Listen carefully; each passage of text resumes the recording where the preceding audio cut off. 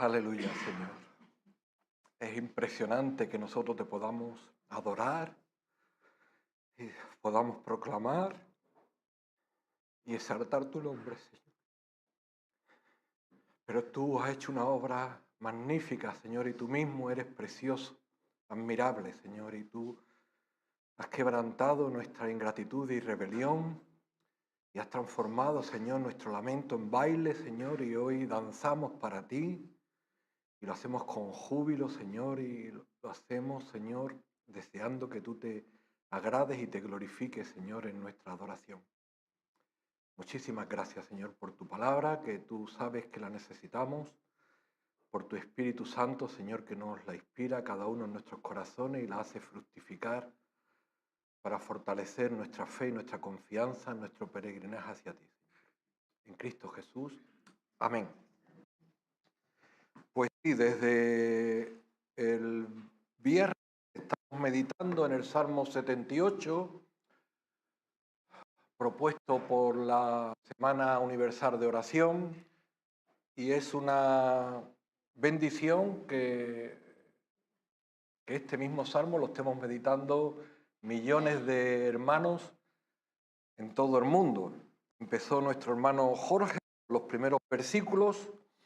Servidor continúa ahora por la parte central y nuestro hermano Ebenezer esta tarde pues tendrá la última parte.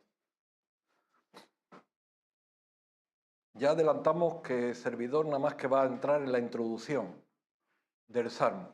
Es el segundo Salmo más largo de la Biblia después del 119 y no es por lo extenso, sino que tiene tantísimo contenido que si empezáramos a desgranarlo, pues haría falta no solamente los 3 estudios que estamos hablando, sino más. Y mis hijas ya me han exhortado a que cuando tenga estudios largos, que lo repartan varias veces y por amor al ministerio y al tiempo de todos, en la gracia del Señor lo intentaremos hacer así. El Salmo 78 comienza con un título humano, Dice, fidelidad de Dios hacia su pueblo infiel. Estos cabeceros lo hemos puesto a entender el tema que el capítulo implementa y desarrolla. Y nos suele venir bastante bien, ¿vale? Está bastante... Aquí el tema de la fidelidad de Dios hacia su pueblo infiel. Aunque nosotros seamos infieles, Él permanece fiel. Aunque nosotros hayamos transgredido el pacto, Él mantiene el pacto. Él es inmutable, Él no puede negarse a sí mismo. Él es fiel. Él es fiel. Y aunque nosotros no lo seamos, Él mantiene su fidelidad hacia el pueblo que Él creó, que Él amó y que Él mismo restituyó con su obra salvífica en la cruz del Calvario. Pero hay un título en el Salmo que no lo hemos puesto las personas, que son las letritas pequeñas con las cuales empieza la mayoría de los salmos y que la mayoría de las veces los saltamos. Y hoy no. ¿Qué es lo que dice? Másquil de Asaf. Probablemente la mayoría de nosotros ni sepa quién es Asaf. Un másquil. Para eso estamos en el culto, para aprender. Un másquil es un canto de instrucción para ser enseñado públicamente. Es un canto didáctico que tiene enseñanzas espirituales. ¿Vale? Un másquil, hay otro tipo de salmos, están los misás, que hablan de la unción espiritual, hay otro tipo de salmos, la mayoría son salmos de alabanza, de adoración del pueblo del Señor para Dios. Los másquil suelen o pueden cantarse, porque generalmente están compuestos en estrofa con una melodía, pero la principal característica que tienen que son instrucción. Entre otros hay 13 másquil en todo el salterio. De los 150 hay 13 másquil. Vamos a repasar por lo menos que nos suenen, porque algunos son fáciles de memorizar. El 32, el 42, el 52, como van por los dos, los recordamos. Primer másquil, el 32. Es quizás el más popular porque habla, ¿lo veis? Salmo de David, másquil. ¿Lo veis? La dicha del perdón, y habla de la bienaventuración, ha sido perdonada, cubierto su pecado. Bienaventurado el hombre a quien Jehová no culpa de iniquidad y cuyo espíritu no hay engaño. Cuya transgresión, estamos hablando de eso, estamos hablando de transgredir el pacto. Oseas declara quién transgredió el pacto. Dice que nosotros somos cual Adán que transgredió el pacto. Dios nos creó para andar en comunión con nosotros. Andar en Cristo, Él es el camino, el paripoteo, el camino, la verdad y la vida, y nosotros nos creó para andar con Él, bajo su sombra, bajo sus alas, bajo su amparo, caminar con Dios, con nuestro Creador. ¿Qué mayor bendición puede tener las personas que andar con Él? Pero ¿sabes qué hicimos al minuto 1?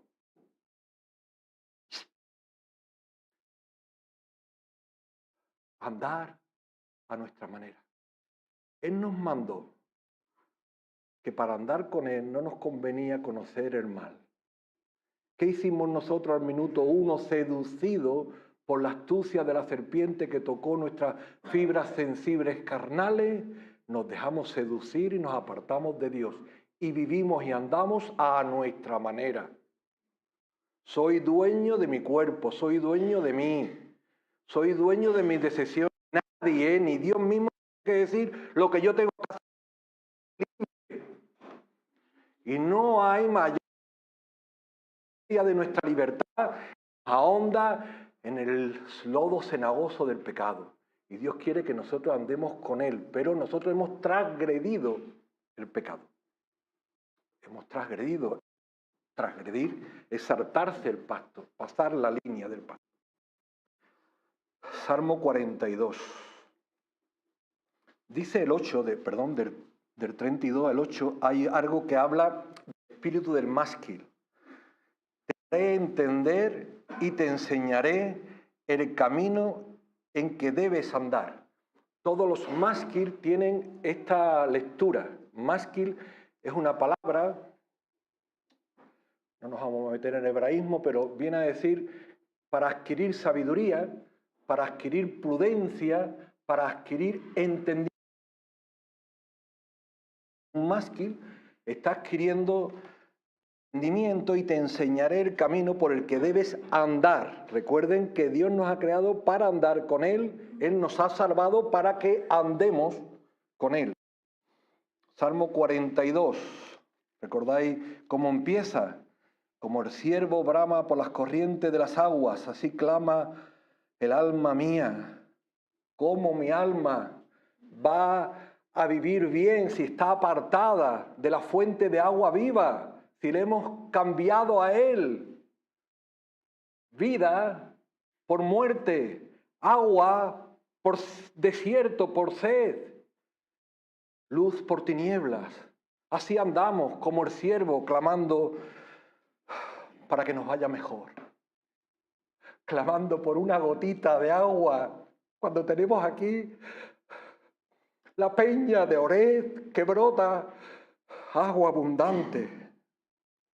¿Por qué te abates? Dice el 5 y lo repite hasta 3 veces. ¿Por qué te abates, oh alma mía, y te turbas dentro de mí?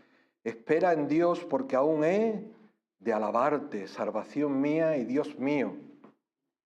Salmo 52.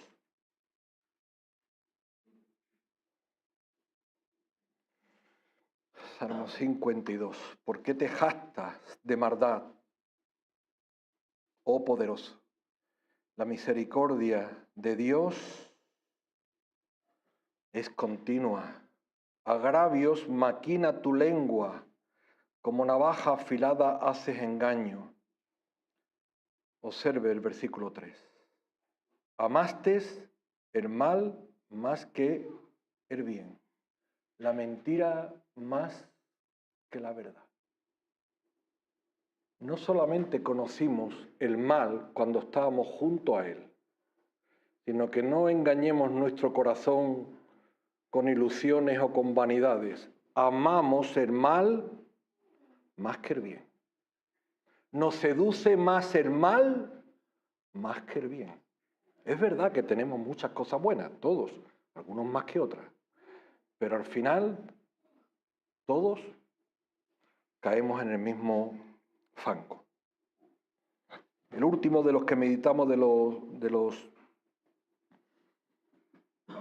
Maskil es el 83.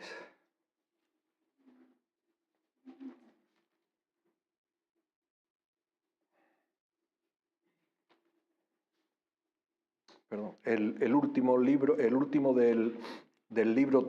el último del libro 3, que es el libro en el que estamos, el 78, es el 89. Y lo compartimos porque habla de las misericordias de Jehová, cantaré perpetuamente, porque el Señor está prometiendo aquí un pacto perpetuo a su siervo y rey David. Dice, las misericordias de Jehová cantaré perpetuamente, de generación en generación, haré notoria que tu fidelidad con mi boca, porque dije, para siempre será edificada misericordia, los cielos mismos afirmarán tu verdad. Hice pacto con mi escogido, juré a David mi siervo, para siempre confirmaré tu descendencia, edificaré tu trono por todas las generaciones. Dios prometió a David algo, ¿y sabéis qué hizo Dios con lo que prometió? Lo cumplió en el Hijo de David, nuestro Señor Jesucristo. Dios nos ha prometido a nosotros algo. ¿Y sabéis qué ocurre con todo lo que Dios promete? Que Dios es fiel, que Él no cambia, que cuando nosotros podemos mudar, Él no muda. Él es inmutable en su carácter y en su palabra. Él ha prometido y ha comenzado en nosotros una buena obra. ¿Y sabéis qué? Que el que la comenzó, la terminará. Por su pura gracia, por su pura misericordia, y para su gloria y para su honra. Porque nosotros lo único que vamos a aportar va a ser la vanidad, lo efímero. Pero Él se glorificará en que cada una de nuestras miserables armas, y con respeto lo digo, esté hoy aquí glorificando el nombre del Señor, por su pura gracia. Bendito sea su nombre. Venimos al 78. Dijimos que era Maskil de Asaf. No vamos a poner el compromiso de preguntar quién es Asaf. Alguien... Sí, ríete, Acuña, ríete. Alguien, un cantor del templo. Uno más, ¿no? Bueno, uno más. ¿Cómo me voy a saber estos nombres que aparecen ahí de cualquier manera? ¿No? Conocemos a Daniel, el profeta. Él ha escrito más libros que Daniel. Asaf. Conocemos a Esdras. Él ha escrito más capítulos que Esdras. Ya nos empezamos a revolver en el interior de no conocer a Asaf. Quédense con estos 4 detalles. Asaf era un pedagogo nacional. Asaf era un cantor principal. Asaf era un levita y Asaf era un vidente en el sentido de profeta. Primer atributo que le hemos insinuado o descrito a Asaf es pedagogo nacional. Observen los primeros versículos que Jorge ya meditaba. Escucha, pueblo mío, mi ley, inclinad vuestro oído a las palabras de mi boca, abriré mi boca en proverbios, hablaré cosas escondidas desde tiempo antiguo, las cuales hemos oído y entendido que nuestros padres nos las contaron, no las encubriremos a sus hijos, contando a la generación venidera para alabanza de Jehová, y su potencia y las maravillas que hizo. Él estableció testimonio en Jacob y puso ley en Israel, la cual mandó a nuestros padres que la notificasen a sus hijos, para que lo sepa la generación venidera y los hijos que nacerán y los que se levantarán lo cuenten a sus hijos. Generalmente muchos salmos, como los habituales de David, se basan en la inspiración personal para alabar a Dios. Este es un másquil, ya estamos hablando de que es un poema de instrucción, y además este ha escrito que es un pedazo que no habla de la sensibilidad espiritual personal, sino de la instrucción colectiva. Él exhorta al pueblo, está hablando a toda la nación de Israel. Lo que Dios nos ha dado hay que enseñárselo a los hijos. Está creando un sistema de educación nacional. Todo hay que enseñárselo a las generaciones venideras. Nadie nace sabiendo. Todos tenemos que crear esas cadenas de vida. Y la principal virtud que tiene el ser humano es engendrar hijos. Hay que criarlos y hay que educarlos. Y principalmente los caminos del Señor. Y Asaf está poniendo esta columna aquí. Y además dice el fin. Es como los que estamos en magisterio. Todos los currículos tienen una finalidad, un objetivo final, una competencia final. Aquí lo dice. A fin, versículo 7, ¿a fin de qué? ¿Para qué estudiamos? ¿Para qué se le enseña a los hijos? A fin de que pongan en Dios su confianza. Que las personas tienden a apartarse, que tendemos a apartarse, y los hijos los primeros. Tenemos que no van a ser entendidos. Si no lo educamos nosotros, no lo va a educar la guardería, no lo va a cuidar la persona que venga. Somos los padres, somos su iglesia, somos sus maestros de escuela dominical, somos sus maestros de enseñanza evangélica los que tenemos la responsabilidad delante de Dios de instruir a los hijos.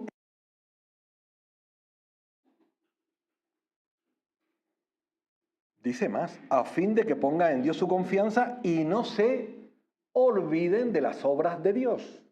Dios ha hecho muchas obras, pero si este libro permanece cerrado, las personas ignorancia. Cuando abrimos la palabra de Dios, abrimos para declarar y hacer manifiesto las obras, los prodigios, las señales de Dios, porque las personas cuando vemos lo que Dios ha hecho en otro, nuestra confianza es de lo que está hablando. No olvides. ¿Por qué hacemos memoria de Él cada semana? Para no olvidar sobre qué gira nuestra vida. Sobre la muerte y resurrección de nuestro Señor Jesucristo. Y tercera finalidad, son tres. Y para que guarden sus mandamientos. Guardar no es oír, porque se oye por un oído y sale por otro. Guardar es oír y guardar. ¿Y sabéis qué es lo que se guarda muy bien? Lo que se aprecia, lo que se valora. A que el dinero no suele perderse, porque se guarda ahí. Pero qué pronto somos olvidadizos a la palabra, a los mandamientos de Dios. Mandó Dios a Adán, mandó. Fue la primera palabra que le dice. Si no es que le da dos versículos, por favor. 2 versículos. Mandó. Y a las primeras de cambio se le olvidó el mandamiento. O si no se lo olvidó, lo transgredió. Lo hizo con intencionalidad, lo cual todavía es peor. Dios no quiere que seamos así. Porque ahí no termina el versículo, o sea, ahí termina el 58. Y no sean como por eso digo que hay un a fin es el 7. Pero el 8 que dice es decir, que la finalidad continúa. Hay una finalidad positiva, pero hay una prevención negativa. No sean como sus padres, generación contumaz y rebelde, generación que no dispuso su corazón, ni fue fiel para con Dios su espíritu. Generación contumaz y rebelde, generación que no dispuso su corazón. Son las 3 peores cosas que se nos pueden decir, pero son las 3 cosas que realistamente describen nuestro corazón. Contumaz, rebelde y un corazón que Agradar a Dios es un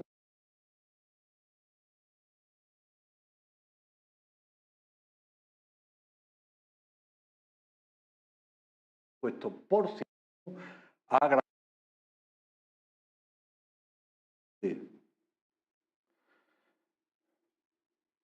Pues de esto va el Salmo. De esto va el Salmo. Y observen los detalles. Empieza y lo vamos a ir leyendo, ya digo que vamos a ver realmente la introducción. El salmista, perdón, de Asaf, hemos dicho la primera parte, ¿no? El pedagogo. Bueno, pues disculpen, abrimos otra vez el paréntesis. Asaf era pedagogo nacional, era cantor, y no decimos que era un cantor cualquiera. Gracias al Señor. Es un cantor principal. David tuvo un gran problema cuando él fue ordenado rey de Israel. El arca estaba en el campo, como de aquí a Valverde del Camino, y entonces David tuvo en su corazón dar el arca y organizó una fiesta nacional para trasladarlo a donde él vivía. Y vamos buscando Primera de Crónicas, mientras que lo voy relatando. Primera de Crónicas. y claro, la primera vez, no lo vamos a ver ahora, fue un estrepitoso. Lo intentaron llevar de cualquier manera, el arca iba en un carro, tropezó, falleció Perejón, casa de Obed Edom.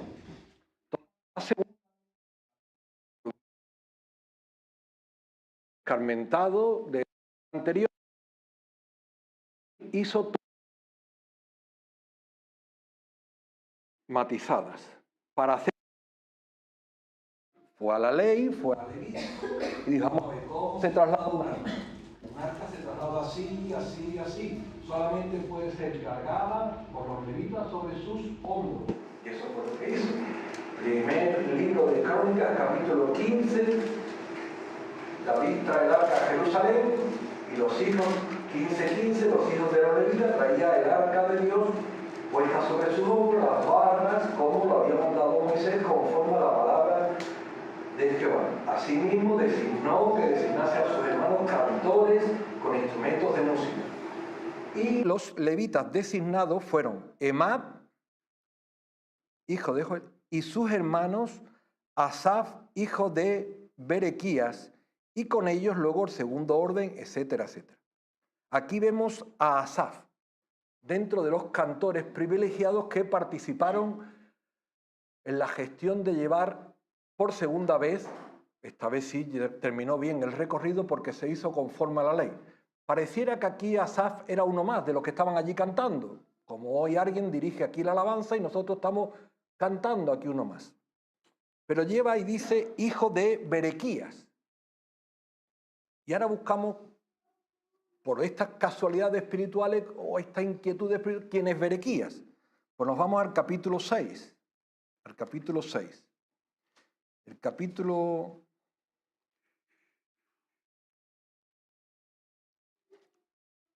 Bien, vamos a ir al versículo 6:31. Dice, estos son los que David puso sobre el servicio de canto en la casa de Jehová después que el arca tuvo reposo. Una anécdota. El arca tuvo reposo después de ser llevada. Si era transportada en el capítulo 15, aquí dice en el 6 que tuvo reposo. Eso iba antes.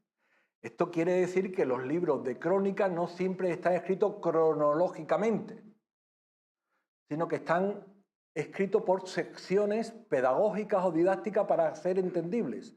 Nos explicamos, el libro de Lucas, el Evangelio sí suele estar cronológicamente, pero por ejemplo el Evangelio de San Mateo no suele, sino que incorpora lecciones por sermones, por temas que el Espíritu guió a San Mateo, y a veces no tiene por qué ser cronológico. Bueno, cuando ya estaba el arca allí, David entonces organizó el servicio, y para organizar el servicio, y nos vamos a enredar, nombró a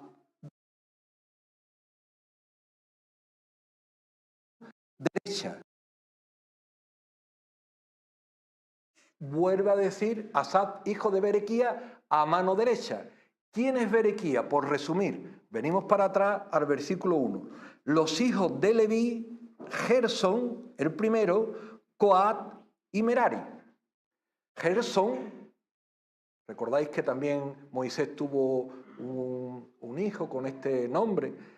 Gersón fue el primer hijo de Leví.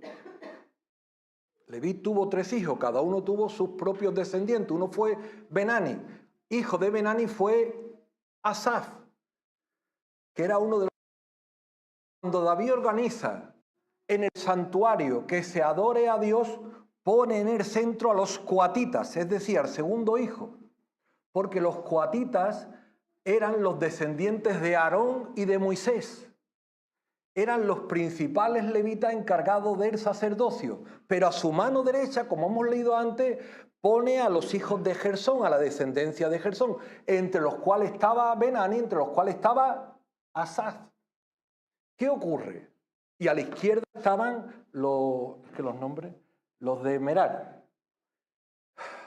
Los 3 están en la misma posición, no se habla de subordinación, sino cuando está a la mano derecha en la escritura es que está en la misma línea de capacidad, de influencia espiritual.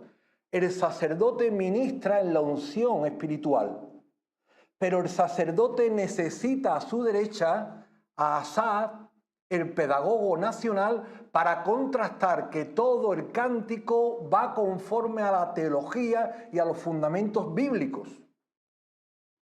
No lo pone allí por, tú canta, que una voz más va bien. No, tiene fundamento espiritual. Y a la izquierda van los de Emat, que cuando se transportaba el arca, los coatitas eran los que llevaban el arca.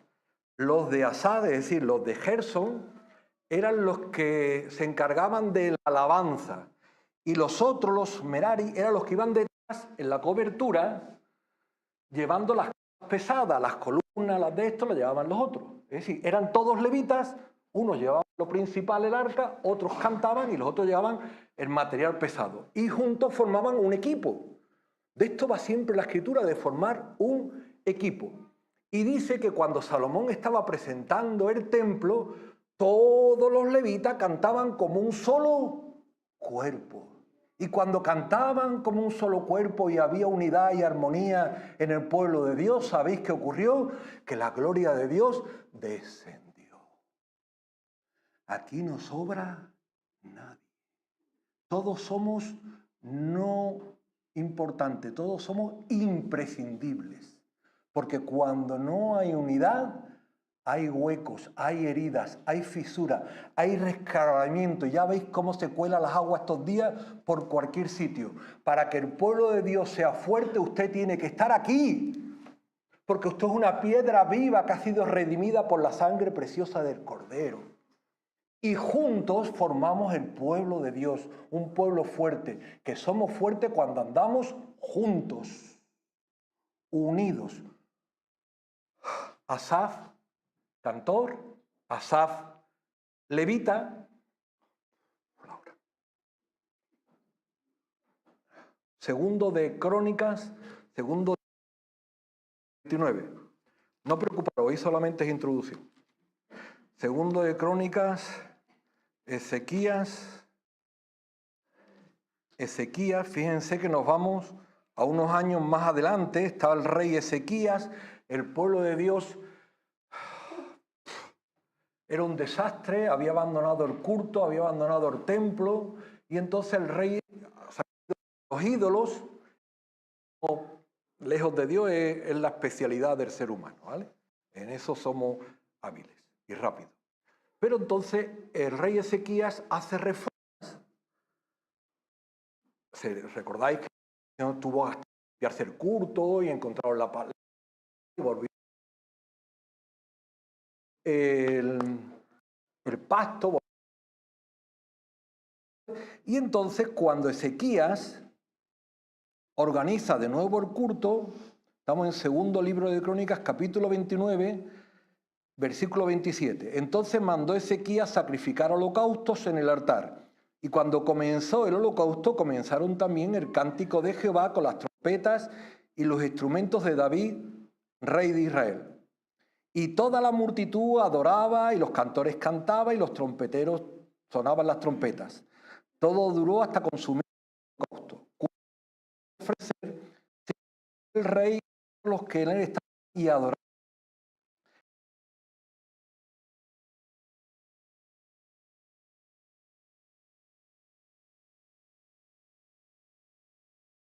Vidente, y ellos adoraron con gran alegría y se inclinaron y adoraron. Nótese que ya esto es muchos años. Y Asá estaban viviendo unos 1000 años antes de Cristo. Las reformas de Ezequías son unos 600 años antes de Cristo. Son 400 años después. Cuando el pueblo de Dios iba a hacer reforma, cuando el rey iba a hacer reforma, ¿qué quiere que se lea? ¿Qué instrucciones quiere que se lean? Lo dice la Escritura. Leer las palabras de David y de Asaf. Pone a la misma altura al rey el vidente, porque es que están a la misma altura. David habla inspirado por Dios. Lo de vidente a veces suena regular, porque parece que videntes son los que se le llaman videntes. La Escritura para un vidente es un profeta, una persona que te hace ver las realidades invisibles de Dios. Cuando alguien te está enseñando, contando las obras, la maravilla de Dios, está evidenciando, te está haciendo lo que y Dios mismo hace. Eso es un vidente. Hemos intentado argumentar, volvemos al Salmo 78.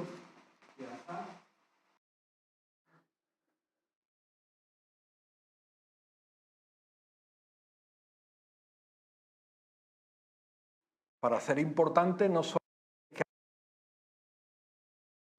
que hay 12 libros, 12 capítulos de pasaje. Aún el segundo más largo. Nos iríamos al 50, pero todo el libro 3, todos los primeros, desde el 73 hasta el 83, 10 más el 50, del 73 al 83 a 11, al 50, 12 capítulos escribe Asaf. Capítulos tan importantes como el 73, donde dice el 26, mi carne y mi corazón desfallecen, mas la roca de mi corazón y mi porción es Dios. Pero en cuanto a mí, el acercarme a Dios es el bien. He puesto en Jehová el Señor mi esperanza, para contar todas tus obras. Este espíritu que había en Asaf lo había en todo lo que él escribe, para contar todas tus obras. Mi porción es el Señor, eres la herencia, eres lo mejor que me ha podido pasar. Y así continúa él con el 74.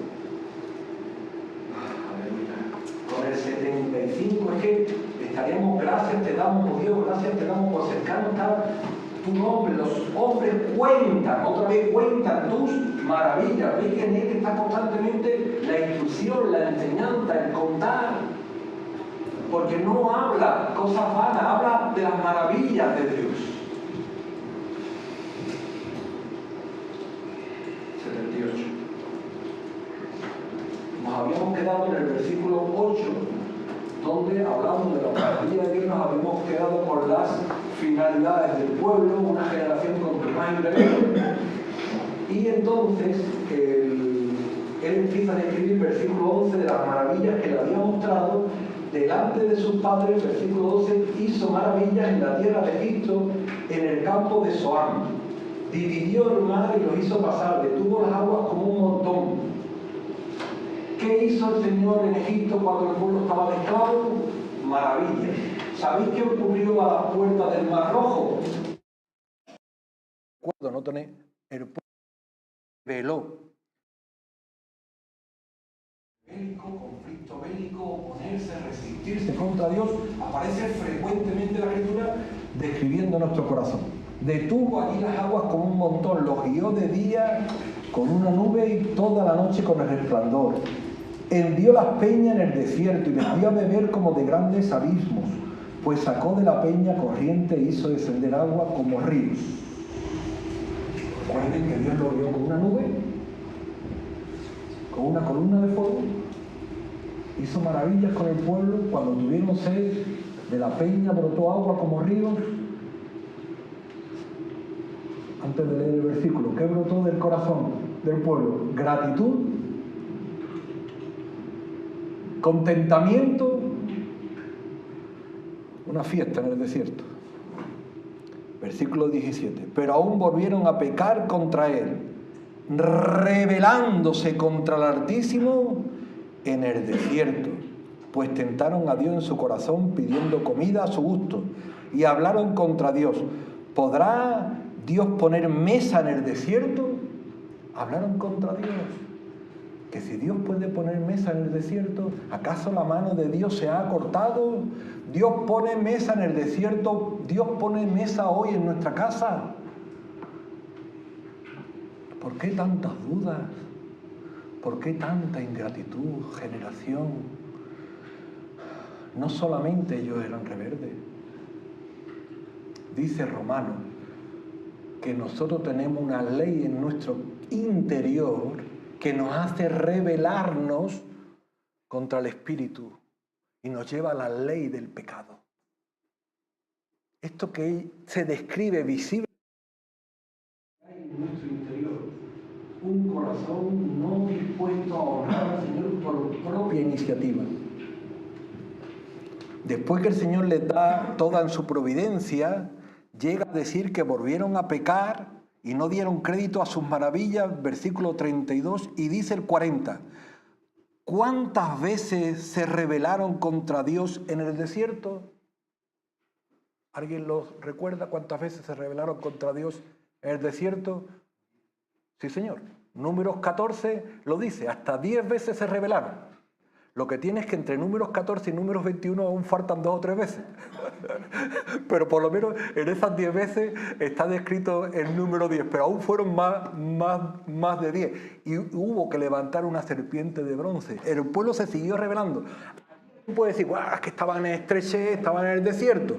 Pero ahora dice que el Señor le hizo entrar con seguridad, versículo 54, por las fronteras a la tierra prometida en este monte que ganó con su mano derecha, echó las naciones de delante de ellos con cuerdas, repartió sus tierras por heredad, e hizo habitar a su pueblo en las moradas de la tribu de Israel. Ahora ya algunos estaban en su casa, estaba en la tierra prometida, una tierra que fluye leche y miel. Ya no estaba en el desierto, ya no estaba en hambruna, ya no estaba en sequedades. Ahora estaba en una tierra que fluye leche y miel. Ahora tenía riqueza, abundancia. ¿Qué hizo el pueblo? ¿Lo miramos? Versículo 56. Pero ellos tentaron y enojaron al Dios Altísimo. Y se rebelaron con su padre. Así son. Generación contumaz y rebelde. Pero dice el versículo 25, se acordaban de que Dios era su refugio, el Dios Altísimo, su Redentor. Hacían arrepentimientos no de corazón, arrepentimientos de boca. Ahí dice que dice, yo me tengo que arreglar contigo, si tú te arrepientes ya no me arreglado. Claro, no me tengo que firmar aquí, ya te he firmado que me arrepentí. Venga. A las personas podemos engañarlas, pero a Dios no. Están lisonjeando con su boca, buscando que otra vez venga prosperidad y otra vez venga bienestar, pues aún Dios le daba. Pero sabía lo que había, ¿eh? Con Dios no valen trucos. Cuando la Escritura subraya 2 sinónimos, como contumaz y rebelde, contumaz viene a ser obstinado, terco, duro de servir, que será el tema que, si Dios quiere, tratemos en otra ocasión.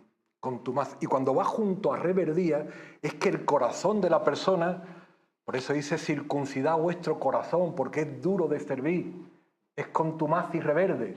Y repetía que no solamente está en Romanos, sino que luego Esteban, cuando está siendo apedreado, le está diciendo al pueblo: soy duro de servir, generación que resistía. También le está hablando luego Esteban, lleno del Espíritu Santo. ¿Por qué decíamos esto? Cuando están las dos palabras juntas, es un sinónimo que da a lo que hay. Una puerta que está cerrada. Una puerta está cerrada y está con un cerrojo, para que no se pueda, como se suele decir, cerrada y bien cerrada. Aquella en la calle se puede cerrar, pero si está cerrada, con la cerradura de abajo tiene un cerrojo, no se puede abrir. Necesita doble. Por eso se duplica el esfuerzo para enfatizar la idea. Terminamos. ¿Cómo se puede circuncidar el corazón? El corazón está duro. Duro es que está cerrado y bien cerrado a las cosas de Dios. La ley no pudo. Dios mandó a su siervo Moisés. Lo contrario de contumaz es manso. Su siervo Moisés era el hombre más manso que hubo sobre la tierra. Cuando el pueblo en Meriba se rebeló, dice que hicieron rebelar su espíritu. ¿Cómo me duele tener que recordar esto del Salmo 106? Del hombre más manso de la tierra también se rebeló. Pero hubo uno, nuestro hermano mayor, que sí vino a la tierra. Y no fue contumaz y rebelde. Él fue manso y humilde. Y ese yugo que nos resistíamos, Él se lo puso sobre su propia cabeza. Y aquel que era manso y humilde obedeció al Padre. Cumplió toda la ley.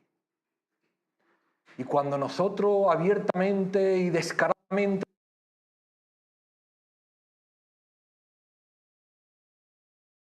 ¿pero qué ha hecho si es inocente? ¿Qué hago con él? Fuera, fuera. Pero si no hallo delito en él, ¿qué hago con él? Crucifícale. Esa es la humanidad. Con esa gente son con las que estamos bailando. Eso éramos cada uno de nosotros, incircuncisos de corazón, duros de servir, contumaces y rebeldes. Pero ¿sabes lo que dice la canción, Nate? Que Él quebrantó nuestra ingratitud y rebelión. Cuando Él puso su propio corazón en la cruz y su corazón se derretía como cera, llevando todo el quebrantamiento que describe Isaías por nuestras heridas y por nuestras rebeliones, para podernos decir: Padre, perdónanos, porque no somos. Si hay un arrepentimiento sincero, verdaderamente habrá una reconciliación sincera con el Señor y volveremos a ser una nueva criatura, caminando con Cristo en esta vida y para toda la vida.